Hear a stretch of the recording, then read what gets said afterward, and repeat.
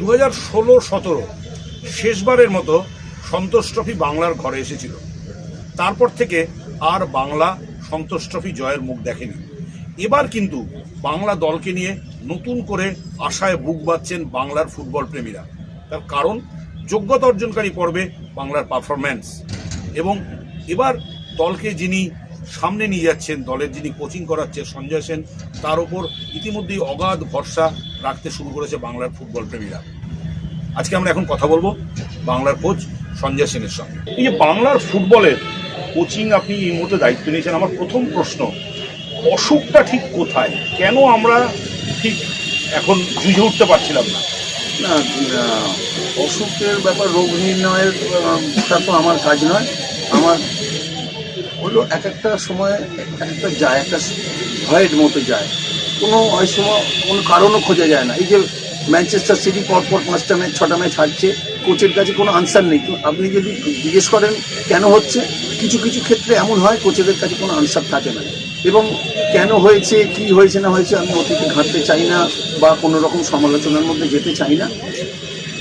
একটা জিনিস ভাবতে হবে, বাংলাকে আমরা ধরে নিই সবসময় ফেভারিট, কিন্তু সেই বাংলার সাথে এখনকার বাংলার আইল্যান্ড ডিফারেন্স।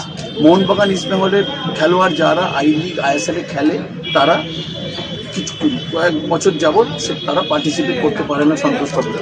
সন্তোষ ট্রফিতে যখন আমরা এই গল্প করি যে পরপর 7 বার 8 বার 12 বার 10 বার জিতেছে, তখন সারা রাজ্য কটা রাজ্য ফুটবল খেলতো, সেটা একটা প্রশ্ন, প্রথম প্রশ্ন। অতীতের খেলোয়াড়দের ছোট না করে বলছি, মণিপুর, মিজোরাম সেই ম্যাপে ছিল কিনা সেটাও একটা ভাবার ব্যাপার, মেঘালয় ছিল কিনা। এখন 38টা রাজ্য। এই বছর আমি এই সন্তোষ ট্রফিতে আমার কোচিং জীবনে প্রথম, আমি এতদিন কখনো বাংলার দলের দায়িত্ব পাইনি। বেশ জুনিয়র ন্যাশনাল আমি দায়িত্বে ছিলাম। তো যেটা ব্যাপার হলো, অন্যান্য রাজ্য অনেক অনেক এগিয়ে গেছে। আপনি যদি মনে করেন বিহারের সাথে খেলা, ইউপির সাথে খেলা, রাজস্থানের সাথে খেলা অনায়াসে জিতবে, অনায়াস শব্দটা এখন মুছে যেতে বসেছে। It's very very difficult, it's hard.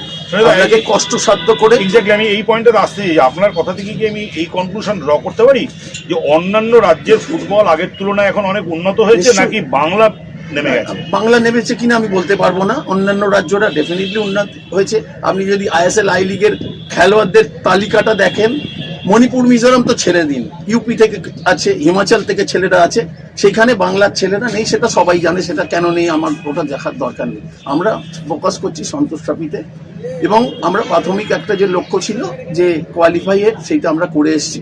এবং প্রাথমিকে পারফরমেন্স এবং মেন রাউন্ডের পারফরমেন্সের মধ্যে তুলনা টানলে চলবে না, সেটা একটা অতিরিক্ত পার্ট, ওটাকে নিয়ে পড়ে থাকলে চলবে না।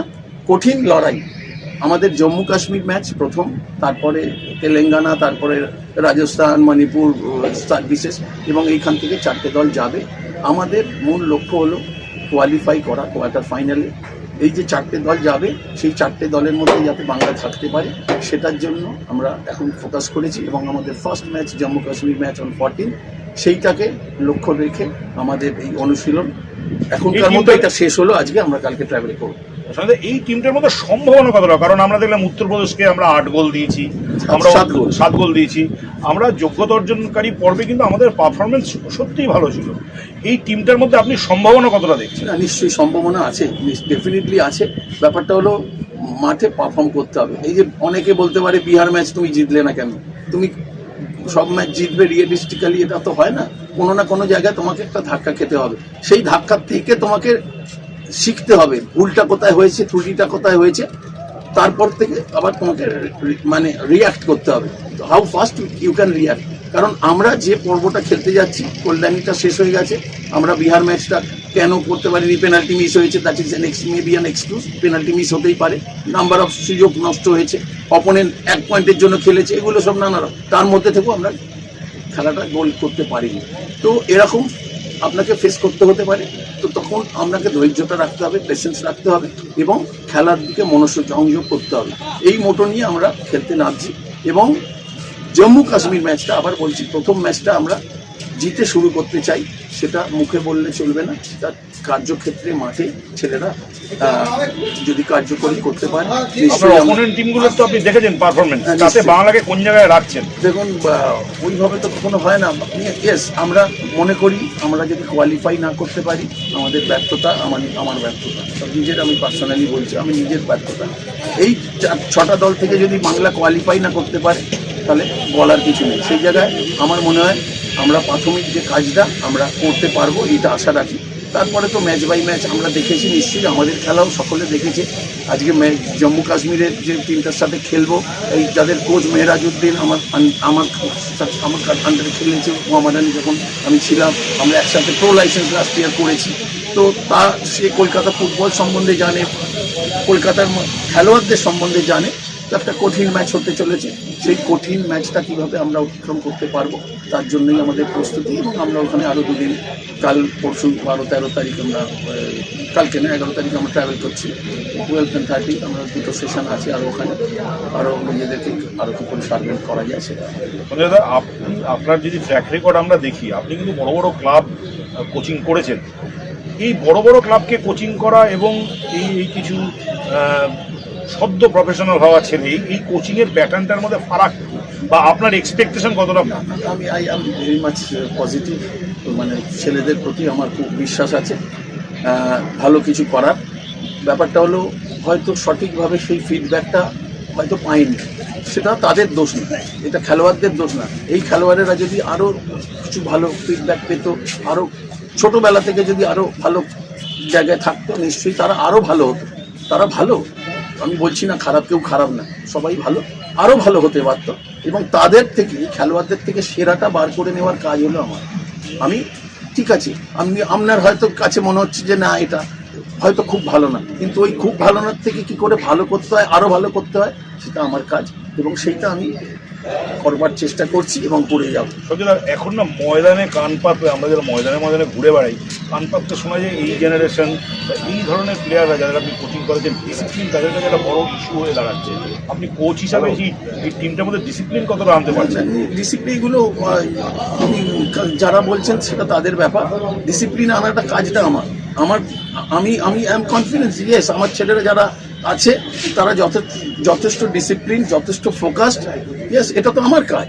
যে কেউ যদি ইনডিসিপ্লিন হয়, সে যদি আমার আন্ডারে থাকে বা আমার কাছে থাকে, তাকে তো ডিসিপ্লিন করাটা আমার কাজ। যদি না করতে পারি সেটা আমার ব্যর্থতা। আমি তো বলতে পারি না ওই ছেলেটা যে খারাপ বা ওই ছেলেটা অসভ্য বা ওই ছেলেটা ডিসিপ্লিন নয়।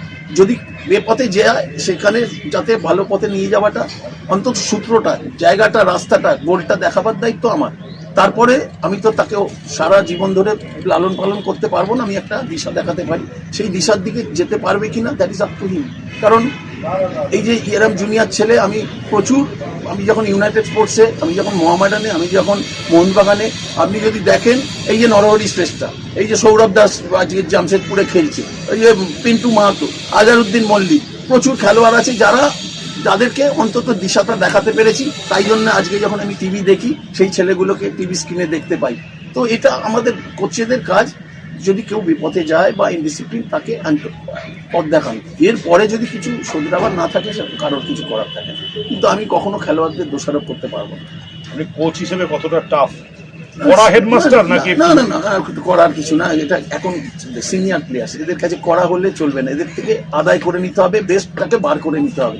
এটা হুইপ জারির ব্যাপার না। আমাকে অনেকে বলছে তুমি ক্যাম্প করোনি কেন, আমি ওগুলোতে বিশ্বাস না, আমি ছেড়ে দিয়ে বিশ্বাসী। আমি ঠিক আছে, I can believe the boys, yes, ওরা ওদের মেনটেন করবে, আমি ওদেরকে বলে দিয়েছি। এক্স্যাক্টলি আমার ওইটা প্রশ্ন, আপনি ক্যাম্প কেন করছেন? না, আমার দরকার নেই। আমি ক্যাম্প করলেই যে তুমি রেজাল্ট পাবে, কেউ লিখে দিক না গত বছরও ক্যাম্প হয়েছে, তার আগের বছরও তো ক্যাম্প হয়েছে। তো ক্যাম্প করলে ভালো বা খারাপ আমি বলছি না, যারা করেছেন নিশ্চয়ই তাদের একটা মতাদর্শ। আমি কখনো মনে করি না, আমি নিজের পার্সোনালি আমি কখনো মনে করি না যে আমি কনফাইনমেন্টের মধ্যে রেখে ছেলেদেরকে কিছু বার করতে চেষ্টা করবো, এটা আমি বিশ্বাস করি না। এগুলো ইন্ডিভিজুয়ালদের ওপর বিশ্বাস হয়। এবং কনফাইনমেন্ট ক্যাম্প বা ক্যাম্প করা ভালো খারাপ বলছি না, আমি এটা লাইক করি না। তো আমি এইভাবেই করে এসছি বা করে থাকি, এবং I believe the boy, that is the most important thing. এবং সেই বিশ্বাসের একটা তো নিশ্চয়ই কিছু পাবো রিটার্ন নিশ্চয়ই। এই যে বাংলার কোচিং করতে গেলে আমার মনে হয় যে এই যে 32 বছরের চ্যাম্পিয়ন হওয়া 45 বার ফাইনালে ওঠা, এই চাপটা কতটা থাকে? না দেখুন, চাপ মনে করলে চাপ নিশ্চয়ই, ইন্সপিরেশন। এই যে এতবার আমরা গর্বিত যে বাংলা 32 বার চ্যাম্পিয়ন হয়েছে, পরপর 10 বার 5 বার চ্যাম্পিয়ন হয়েছে, আবার আমরা গর্বিত হব। এইটা আমি ছেলেদের, আমাদের দায়িত্ব ছেলেদের মধ্যে ছড়িয়ে দেওয়া। ইয়েস, 32 বার, ওয়াই নট 33 বার, কেন এইবার 33 বার হবে না? এইটাই তো আমার কাজ, আমাদের কাজ, আমরা যারা সাপোর্ট স্টাফ আছি, আমার সকলের কাজ ছেলেদের মনে গেঁথে দেওয়া। ইয়েস, পারফর্ম করবে তারা, লেটস সি। বাংলার কোচের জার্সি পরলে কি একটু মানে চাপটা একটু বাড়ে? না না, চাপের কিছু ব্যাপার না। চাপ যদি আমরা না থাকে তাহলে আপনি কি করে বেস্ট পসিবিলিটি বার করবেন? কি করে? চাপের মধ্যে থেকেই তো আমাকে বার করতে হবে। চাপ মনে করলে চাপ, বাংলার কোচটা এটা একটা প্রাইড। আমি 27 বছরের কোচিং জীবনে এই প্রথম সন্তোষ ট্রফির কোচ হলাম, এটা তো আমার কাছে একটা পাওনা। বাংলা যে আমার উপর একটা বিশ্বাস রেখেছে, তার প্রতিদান যদি দিতে পারি, এর থেকে ভালো কিছু হয় না। এই যে 32 বছরটা, এটাও তো আমাকে তাড়িয়ে বেড়াচ্ছে। সেই খেলোয়াড়, সেটা খেলোয়াড়দের মধ্যে ছড়িয়ে দেওয়ার কাজ তো আমাদের। আমি আমার বলবো না, আমাদের। আমার সাথে যারা আছে, আমার সৌরেন দত্ত, অর্পণ, ভাস্কর, আরো আমার ম্যানেজার আছে, আইএফএর ছেলেরা, যারা 2 মাস ধরে প্রচুর পরিশ্রম করে গেছে। নিশ্চয়ই আমরা ভালো কিছু করবার জন্যই আমরা যাচ্ছি। মানে আপনাকে তাড়িয়ে বেড়াচ্ছে যে 33-এর লক্ষ্য? নিশ্চয়ই নিশ্চয়ই, এই লক্ষ্য না থাকলে কি লাভটা কি? আমি ওই বাংলার জার্সি পরলাম আর ইন্টারভিউ দিলাম, এরকম অনেক দিয়েছি, অনেক জার্সি পড়েছি, এটা না। কিছু করতে পারলে মানে এটাই আমার প্রতিদান দেওয়ার জায়গা হলো এইটা। আরেকটা প্রশ্ন, এটা খুব এই মুহূর্তে ঘুরে বেড়াচ্ছে, যে এই যে আমাদের যে ওভারঅল পার্টিসিপেশন স্ট্রাকচার, আমি কাকে নেব কাকে নেব না, এই যে ইস্টবেঙ্গল মোহনবাগানের প্লেয়ার নিতে পারছি না, মেহমানের প্লেয়ার নিতে পারছি না, এটা কি সামহাউ বাংলার ফুটবলের এই উত্থানের পথে অন্তরায় হয়ে দাঁড়াচ্ছে? আমার কাছে যা আছে তাই নিয়ে আমি মোহামেডানের যখন দায়িত্ব নিয়েছিলাম, 2nd ডিভিশন চ্যাম্পিয়ন হয়েছিলাম, 5 দিন সময় পেয়েছি। আমি জয়ন্ত সেন, কিংসুক দেবনাথ, ধনরাজন, এছাড়া কোনো প্লেয়ারকে চিনতাম না। তার জন্য তো আমি কখনো ভাবিনি যে আমার কাছে এই প্লেয়ার আছে। চার্লস, 2-3টে ফরেনার ছিল, তারা কেউ নামও জানে না আপনার। তো আপনাকে চ্যালেঞ্জটা নিতে হবে। Yes, let's try, let's see কি হতে পারে, কি হতে পারে। তো এই একটা নিশ্চয়ই আমাদের দায়িত্ব আছে যে কিছু ভালো করার। কি হয়েছে না হয়েছে, অতীতে কি হয়েছে না হয়েছে, ওসব ঘেঁটে আমাদের কোনো লাভ নেই। আমরা যদি ভালোভাবে আমরা যে অনুশীলনগুলো করেছি, সেইটা যদি আমরা মাঠে করতে পারি, আমরা যে কোনো টিমকে অনেক ইভেন্টে হারাতে পারবো। এই বিশ্বাসটুকু আমাদের আছে ছেলেদের ওপরে, দেখা যাচ্ছে। লাস্ট দুটো প্রশ্ন সঞ্জয় ভাই, কি প্রতিশ্রুতি দিয়ে যাচ্ছেন আমাদের দর্শকের কাছে? না, আমি প্রতিশ্রুতির ব্যাপার, গাল ভরা প্রতিশ্রুতির ব্যাপার না। যদি ভালো কিছু করতে পারি তখনই কথা বলার, বড় বড় কথা বলার জায়গা এখানে না। প্রতিশ্রুতি না, চেষ্টা, ভালো কিছু চেষ্টা করব, এই প্রতিশ্রুতিটা দিতে পারি। করে দেবই, এটা গ্যারেন্টি পেপ গার্ডিওলাও পারবে না, অ্যালেক্স ফার্গুসনও পারবে না। আমরা তো দূরস্থ, আমরা কোনো ধারে কাছে আসিনি, কেউ পারবে না। তো দেখা যাক। আপনার অস্ত্র কেমন? আপনার মানে অস্ত্র না না, আপনার ঠিক টিম আছে। কেমন? আমার সাপোর্ট স্টাফ যেরকম ভালো, I am proud of my 22 players, আমার যারা করেছি। এবং সব থেকে বড় কথা, আমি আমার মতো করে খেলোয়াড়দের বিবেচিত করেছি, নির্বাচিত করেছি। তো সুতরাং সব দায় আমার ওপর পড়ে। যা কিছু নেগেটিভ, খারাপ, সব দায় আমার, এটুকু আমি বলতে পারি। তারপরে দেখাই। লাস্ট প্রশ্ন, আমাদের কি এবার একটু ওই সেকেন্ড মানের ফরেন কোচ নিয়ে হ্যাংলামো বন্ধ করার সময় এসছে?